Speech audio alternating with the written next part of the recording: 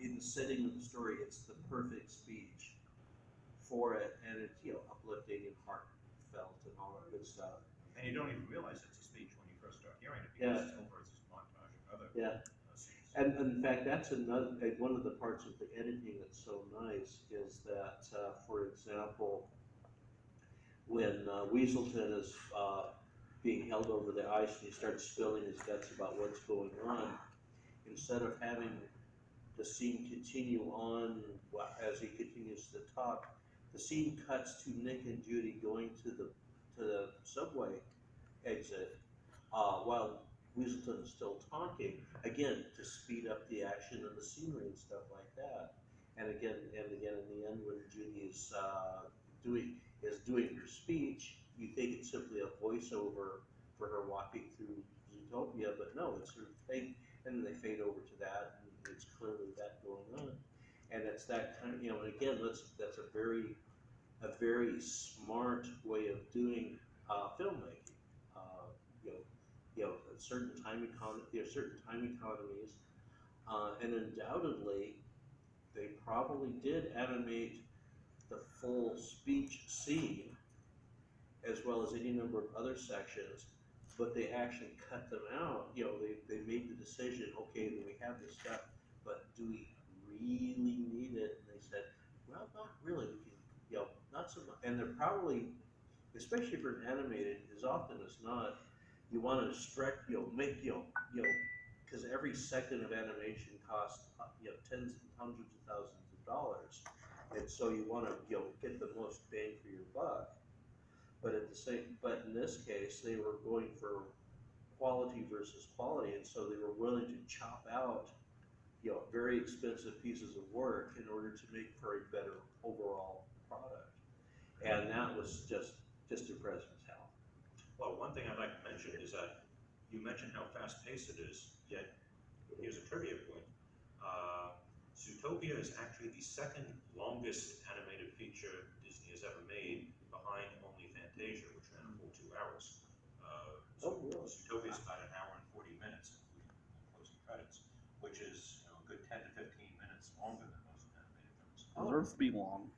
Yeah. And yet, you don't feel it. I think I felt it a little bit the very first time I saw it because scene after scene after scene. But especially the fact that it's not padded out with any songs or musical numbers, that it is just a straightforward drama, comedy drama. But yeah, it goes by so quickly. Yet it is the second longest film Disney ever made. Something else, you mentioned the editing earlier today when we were talking. Something that I think a lot of animated films do is sort of shorthand, the cinematic shorthand. And a perfect example of that happens during Judy's speech at the end. You see her walking along the street, and she's two little kids kicking a soccer ball around. Now that scene, even though it's only 5 seconds of screen time, 10 seconds, does three things. One, it shows that Zootopia is returning to normalcy after the huge upheavals that Noah caused. Two, you notice that the two kids kicking the ball are a predator and a prey, so it ties together the thematic elements of the movie. And number three, last time we saw Judy, what had happened? She got her leg gashed open in the museum, and now we see her out there kicking around a soccer ball, and that's a shorthand way of saying she's back to normal. So a 5 to 7 second scene, and it conveys all that. I think that's a perfect example of cinematic shorthand. Yeah. Scarlett, what do you have anything you'd like to say? Hi. I agree with everything you guys have said. I think they chose the right way to tell this particular story. I don't think the messages and anything else that they wanted to say would have worked in any other way. I think they did make some really tough choices in the editing. They could have handled the, Judy's about to make a mistake scene when she's having a news conference anyway, and I think they made it perfect. She's trying to answer these questions using the advice that, other people have given her, even though she tried to tell them, no, I don't think I'm the best one for this. You see her try to fix her mistakes, and she could have handled this so many different ways, but it honestly is really, I think, one of the best Disney movies out there. there's another thing that until you've seen the whole movie, you realized how Bellwether has manipulated everyone. Basically Lionheart was set up by Bellwether. Um, Lionheart was set up. Judy gets Judy was manipulated. set up too as well, because Um, because Bellwether at least suspected that Judy was going to make naive, stupid comments in that press conference. Maybe even more than that. Maybe Bellwether realizing Judy might have just had what it takes to find the missing mammals and help frame Lionheart for them. Mm-hmm. And even like when she's walking in, she's with Mrs. Otterton, and so she was on her way to do something with the jeep there, and runs into Judy. She's like, "Great, two birds, one stone. Let's get this done." She is behind so many things that you don't realize she's manipulating until the very end, and it's like, oh, she's that scheming. She is one of, I think, the most brilliant bad guys that Disney has ever had. And until she monologues at the end, and even then, she doesn't realize that Judy and Nick are one step ahead of her. She monologues and thinks she's getting away with it. Because had they not switched it, she would have. Nick would have killed Judy, and we're done. Well, you may be interested to know, Steve, that one of my plot points, discussion points for last year's panel was Dawn Bellwether, Sith Lord. Because if you think about it, she essentially is doing everything that Palpatine does in the Star Wars prequels. She's creating a crisis, she's manipulating events to gain power for herself, to further her agenda. She's basically acting like a Sith Lord. I like it. Yeah. One other thing I wanted to say about the editing. Last night, as I was coming home or going to my hotel room, I just happened to notice that Zootopia was playing on the hotel TV in the lobby. So I sat there, I said, let me sit here for a few minutes, and it was this great scene where Judy hands in her badge to Bogo, which is not only one of her best scenes in the film, but also one of Bogo's best scenes, because it's the first time he comes around and says, we need good cops like you. And you finally, I've said it in previous panels, that so much of Zootopia is about redemption. I mean, Judy has to redeem herself, Nick has to be redeemed, to go from being a hustler to a cop. Gideon Gray has his own redemption, theme and thread, and Bogo has redemption too. I mean, he has to go from being this ultimate hard ass to saying, you're a good cop, and happy to admit it. But, the way this ties into the editing is, that scene ended in a commercial came on, which I couldn't stand, because I thought they were just going to play the whole movie. And I said, okay, let me catch the elevator. And then it occurred to me as I was going up in the elevator, the very next scene after that, the screen fades to black as Judy's walking out of the office, and you get the close-up of her badge. And then it cuts to her out at her parents' carrot farm. If you think about it, the next 5 minutes of the movie, a mere 5 minutes, is her at the carrot farm, Gideon Gray showing up, her figuring out what the night owls are, her diving back into the family pickup truck, speeding back to Zootopia, and when the space of 5 minutes she's gone from having resigned to being back in Zootopia, hunting down Nick to get him to help her with the case. And again, it shows how swiftly the movie moves along. And yet it's the second longest animated feature Disney ever made. It shows how much is packed into that. Although there is one reason why it was a little bit longer. The DMV scene. Yes. HS. And that was hilarious. There's also, because the story, the movie was evolving as it went, there are some glitches left into it. For example, the CNN News mentioned a total of 22 additional victims. 20-something, yeah. And then when they then in the scene in the trolley car, Doug is only talking about having shot the 14 or 15, Oh, 15 characters. His chart up on the Yeah. wall only shows the original. Yeah, and he's talking as though that's the only number of victims that's happened. And I suspect what happened is that, Unless there's more than one sniper. I suspect what had happened was that the CNN scene was added after the fact, and they didn't do a continuity fact check. Well, they probably did that because in that scene, depending on the region that it's in, you have a different reporter. Like China has a panda, we have a moose. You then No, have- I think you're missing the point is that the report was Yeah. talking about the number of I savage tried- victims. But, the reporter said X number, but Doug only talked about Y number, but they're still within Zootopia. Yeah, I know, and I'm trying to give you credits to that, and that's possibly why, because they had to edit it so many times, and they're like, okay, we have this number, and Yeah. you're probably right, they didn't when they were trying to create like 7 Yeah. scenes for it. And I'm told, I couldn't really tell, but I'm told that in the microwave scene that apparently there's an earlier version of Judy with the phone call and stuff, and she's in a civilian blouse or something like that. And supposedly in the movie version, when she's looking into the microwave, you see the civilian blouse rather than her uniform. But you just see a tiny little sliver of it there. If you're not looking for it, you're not gonna Yeah, catch it. and again, that's very little minor, a little bit of chopping available scenes and plugging them in and stuff like Have you that. had a chance to see all of the bonus scenes on the DVD or the Blu-ray? They're very good. I got the DVD. I got the DVD because I don't have a Blu-ray, but my Yeah. friend does. Yeah, well, so I got the DVDs, that's all I have too, and the DVD has none of the extra. It's got very little. I think it's got like some musical bits, and that's it. Yeah, it's got some little extra background, but it doesn't have any of the movie scenes. It was It's all on YouTube. Yes, they are made, I know.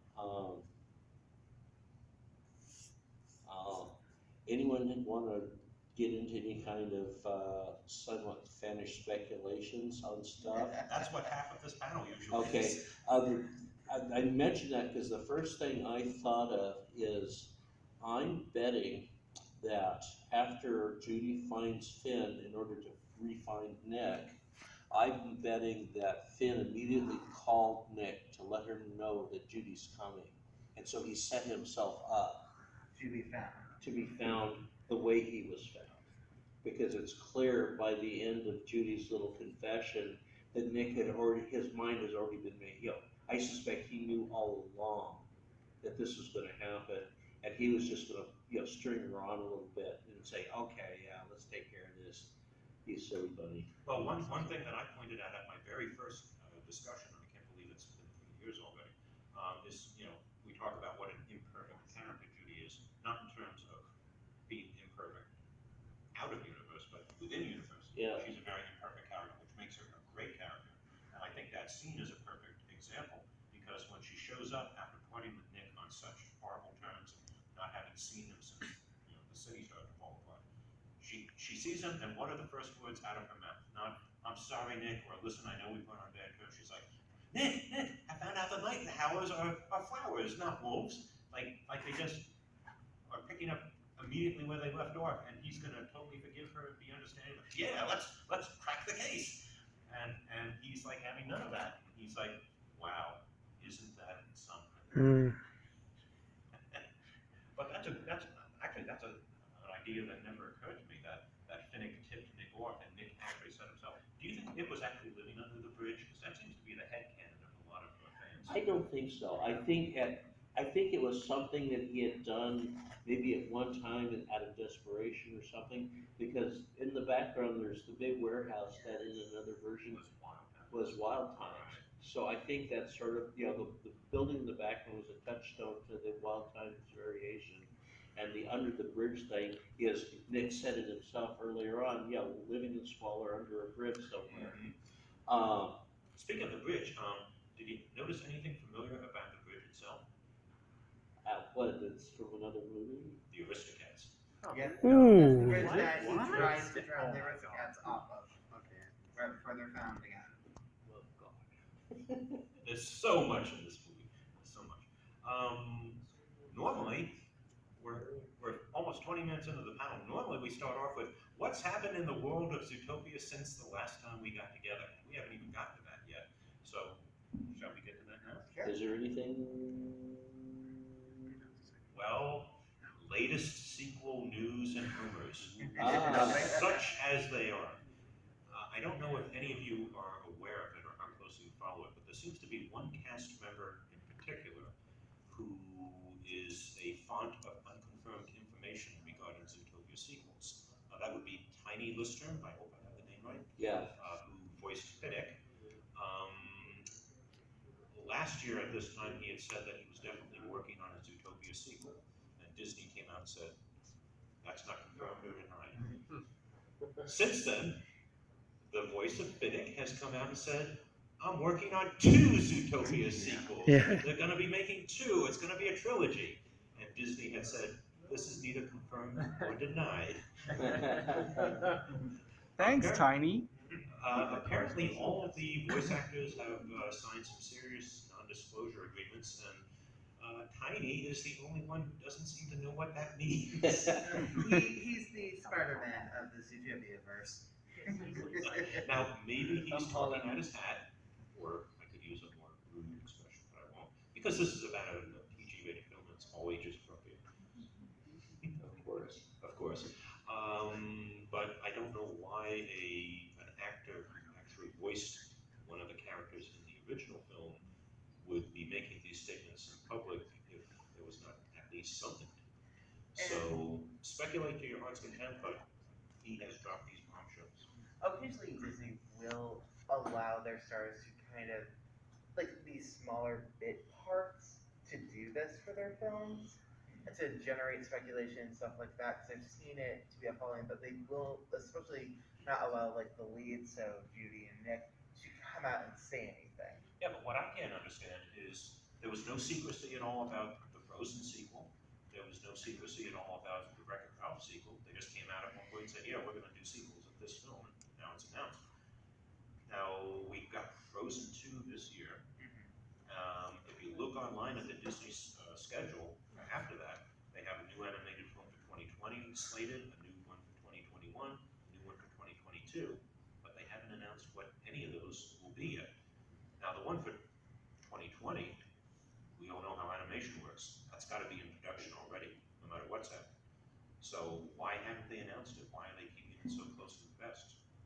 It's Disney. They do like to keep things close to the vest. I think it was probably 2 years before we heard about Frozen 2, anything at all. It was still speculation. So they do like to keep their properties generally pretty closely held. But we'll probably hear something at least about the 2020 film within the next few months. What's ironic is one of the we got movies that haven't even been made yet was Giraffic, which was supposed to be gigantic. They decided to drop production. They said, well, we can't figure out what to do with it. So that's ironic. Here was a movie they were going to make, and they said, yeah, I guess we won't. But it's still in there as we got movies we haven't even made yet. I would And never will happen. I would hope that within the next few years, these unconfirmed movies that Disney is playing, one of them could be like a Zootopia sequel or prequel. I mean, especially with all these Disney remakes that they're coming out and will come out, which is, I mean, Disney needs to stop with all these remakes. Go with a Zootopia sequel, prequel, or Zootopia whatever. I was about to say that considering some of the recent Disney remakes, I could almost have a dreadful image of a quote live action. I was thinking the same thing. Which would be Oh, look, it's a Nick Loud fursuiter. All of a the, sudden, Disney comes to Anthrocon. Perhaps in addition. Yes. but all CGI. Oh yeah. God, like that's exactly what I'm thinking of. Yeah. Quote live action Lion King. Except it's not. It's CGI. Yeah, I still. Quote, like that.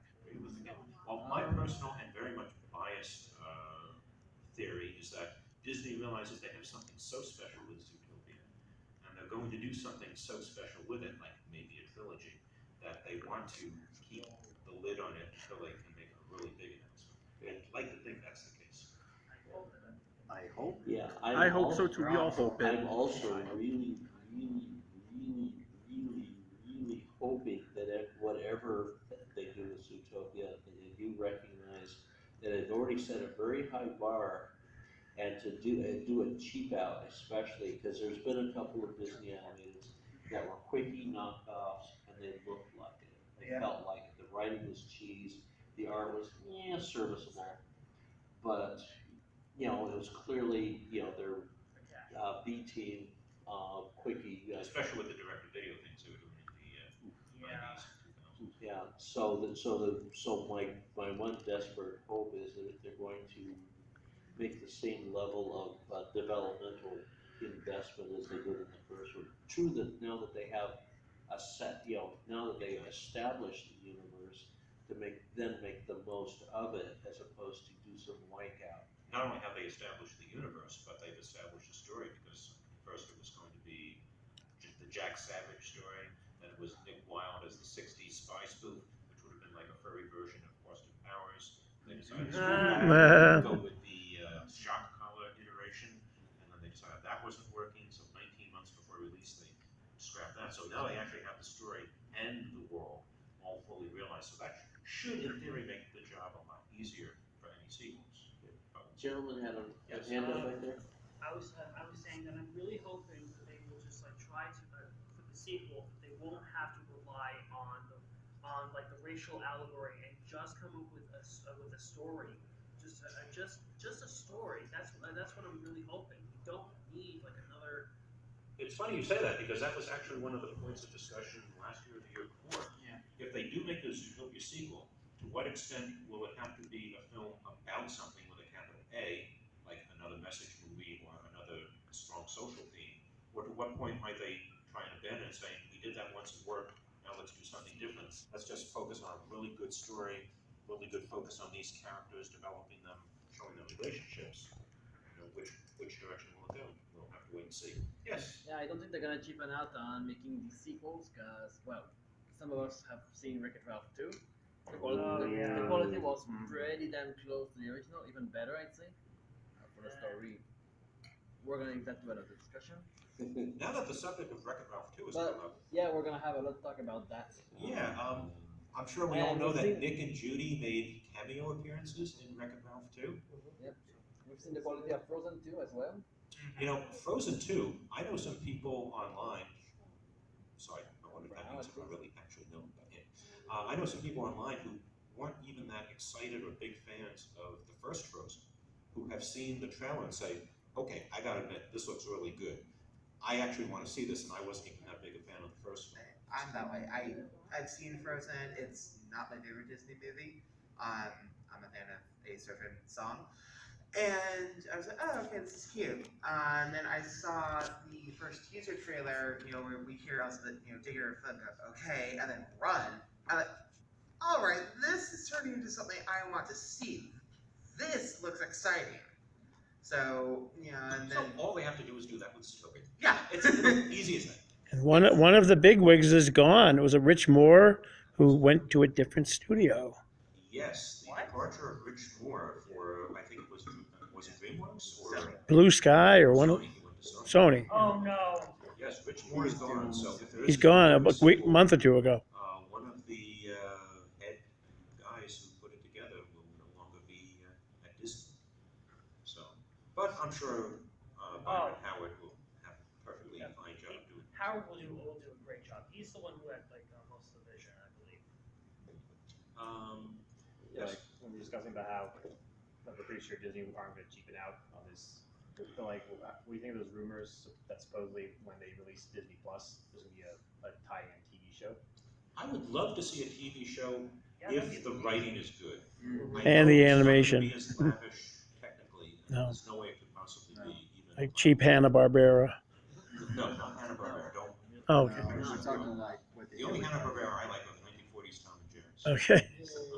But no, I mean, you could do a Zootopia TV series with much lesser production values, but if it's sharply written, it will be still be if worth it's watching. anything like Gargoyles was, or some of the like Aladdin. Aladdin had some amazing writing for a '90s cartoon show, as did Gargoyles. If it's anything like those two, I think we're headed for a great ride. I've heard a lot of bad things over the years about the Kung Fu Panda TV series. Is it TV series? It was Yeah, okay. there's a TV No. series. But the few episodes I watched, I thought technically the animation looked quite decent. So it shows that you can do a computer-generated TV show and have it look halfway decent. So if Zootopia can live up to series did technically, plus have really good writing on top of it, there's hope. Oh, dead silence. Time to consult my talking points. Okay, well, we've talked about sequel news and rumors. We've talked about Nick and Judy having the cameo in Wreck-It Ralph 2. But Disney apparently is doing some other things with Zootopia, even if they aren't TV or movies. Have all of you heard that there is a Zootopia land Yes. opening at Shanghai. Disney? Oh, I see nods. Yes. The sheriff is nodding. Does that make him the sheriff of Nottingham? Now I wanna see it. Thank you. Dad joke number 1. Please insert counter here. Ding. Does anyone happen to know anything about what the content of a Shanghai Zootopia thing I've is? not heard anything. Anything? I've not done it, but I'm curious. What we have. Or whether or not it's something been announced but not actually completed. It's going to be in Shanghai. It's going to be filled with postcards about Zootopia. They should have a train, like the one in They should. Ooh. Later, we're going to go around the book and see what everyone's favorite scene from the film was. I think that would go right. Also, speaking of the theme parks, I have heard recently that there's going to be a Zootopia hotel heist attraction at Epcot's Play Pavilion. In California? Well, Epcot's Florida. Florida. Where? Florida. Florida. Oh, Florida's The gonna Epcot's in Florida. You know, that used to be when Disney was alive, was going to be an actual prototypical city of tomorrow. And then he died and they made an amusement park attraction instead, so. But anyway, also, speaking of other things Disney has done with Zootopia in the last year, Nick and Judy make an appearance in the picture book H for Halloween, along with all the other classic Disney characters that illustrate the different letters for since very juvenile audiences.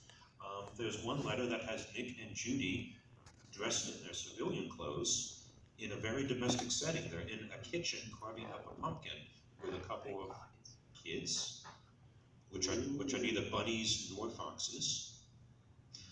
I don't know what the context of any of that is, but Disney Wow. put it in their picture book. Wow. Nick and Judy being domestic. Make of that what you will. Shipping or not shipping? Wow. No shipping. We're mostly a no shipping panel, but I know you have actually handled the shipping side of it. I've done, well, keep in mind, once I realized I could write Zootopia fan fiction, I've probably got 500,000 words on FFN and AO3, and it includes a whole range of various different approaches of Nick and Judy things. I like Judy's new life. I also have an unpublished story in which, because the obvious default is Nick and Judy get together in one fashion or another, but I've also written one in which they don't. They're good working partners. They're good, weekend off shift partners. But in this particular story, what they do is they take a vacation together and discover that it's one, even if you're stuck with someone almost 24 hours a day working, there's a difference between that and simply not doing anything for like a 4-day weekend or something. And all of a sudden, their little work time quirks kind of great instead of my premise is that their banter that works so well while they're working, or they're off shift and they're kind of zombied out and stuff like that, everything's fine. But when they're well rested and not on the job, their banter starts to kind of grind, and they realize that because both of them at various times have had, we work together really good. If you think about it, that would be the same as if they decide to move in together, either on a romantic or platonic relationship. Suddenly they're together all the time. How would that work? And in this particular case, it doesn't work. At the end of this vacation trip, Let's never do that again. yeah, very much. In fact, it's a very sad scene because what happened is that the last day at the hotel, they end up having a fight, really angry, shriek fest. Then they spend the rest of that afternoon, and then they spend the rest of that night feeling, oh my God, because they are that one nice thing about the characters is they aren't kind of, Judy's a bit naive in, sort of a, but she isn't a stupid, a dumb or simple person. So the, again, in my story at least, I have it so they both realize,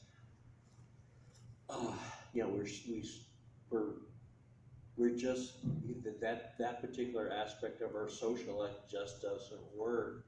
And, no recrimination, it's just sort of, okay, we tried it and it spectacularly failed. And then they have to try and sort of, for a while, they're gonna be kind of on edge, are we gonna send each other off again? But they end up, they remain partners, but they sort of are disappointed to realize that they can't be more than partners. And the life goes on, any number of things go on. I've written some Zootopia fan fictions myself, and one of them, they're out on patrol one day, and Judy says something that is comparable to what she says at the press conference. And she realizes, oh my God, I've done it again. And it looks, now that they're partners and Nick just can't walk away, and he knows that the very next day they need to go out and hit the streets again, how do they deal with that? How do they cope with that? And I introduce what she says as a total Hitchcockian MacGuffin, because it's never actually revealed what she says. It's just like, she said something, oh my God, it's really bad. Bo was like, is this gonna be a problem? Oh God, I hope not, Chief. I was like, well, you two sort it out. And yeah, I had a lot of fun playing around with that. But here's something to expect though.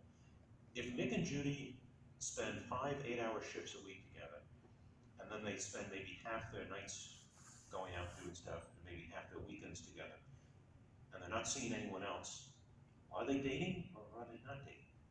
No, no dating. No. Nope. Just bosom buddies. We're just buddies.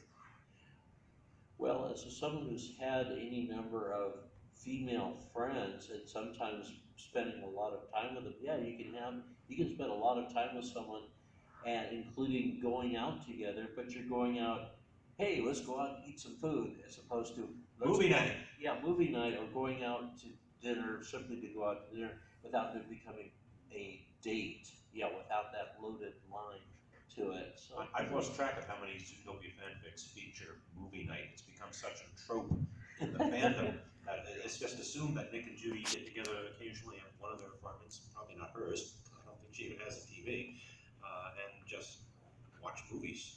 So, did you put that in any of your fanfics? yes, I rest my Yes. case. In I fact- kind of went the total opposite way with my fanfic. They're investigating a series of very interesting bites, including to one of Gazelle's dancers. Bites that seem to have a very fangish pattern on the neck.